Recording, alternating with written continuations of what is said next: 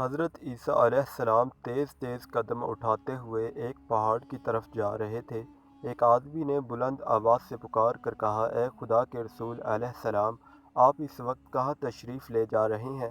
آپ کے پیچھے کوئی دشمن بھی نظر نہیں آ رہا، پھر آخر آپ کی وجہ خوف کیا ہے؟ حضرت عیسیٰ علیہ السلام نے فرمایا، میں ایک احمق آدمی سے بھاگ رہا ہوں، تو میرے بھاگنے میں خلل مت ڈال۔ اس آدمی نے کہا، یا حضرت، آپ کیا وہ مسیح علیہ السلام نہیں ہیں جن کی برکت سے اندھا اور بہرا شفا یاب ہو جاتا ہے؟ آپ نے فرمایا، ہاں۔ اس آدمی نے کہا، کیا آپ وہ بادشاہ نہیں ہیں جو مردے پر کلام الہی پڑھتے ہیں اور وہ اٹھ کھڑا ہوتا ہے؟ آپ نے فرمایا، ہاں۔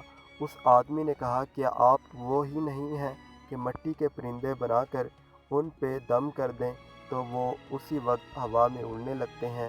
آپ علیہ السلام نے فرمایا، بے شک میں وہی ہوں۔ تو اس شخص نے حیرانگی سے پوچھا کہ اللہ نے آپ کو اس قدر قوت عطا کر رکھی ہے تو پھر آپ کو کس کا خوف ہے؟ حضرت عیسیٰ علیہ السلام نے فرمایا، اس رب العزت کی قسم کہ جس کے اسم اعظم کو میں نے اندھوں اور بہروں پر پڑھا تو وہ شفا یاب ہو گئے، پہاڑوں پر پڑھا تو وہ ہٹ گئے، مردوں پر پڑھا تو وہ جی اٹھے۔ لیکن وہی اسم اعظم میں نے احمق پر لاکھوں بار پڑھا لیکن اس پر کچھ اثر نہ ہوا۔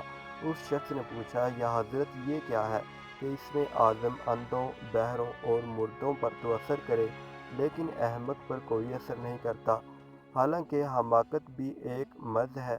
تو حضرت عیسیٰ علیہ السلام نے جواب دیا، حماقت کی بیماری خدائی قہر ہے۔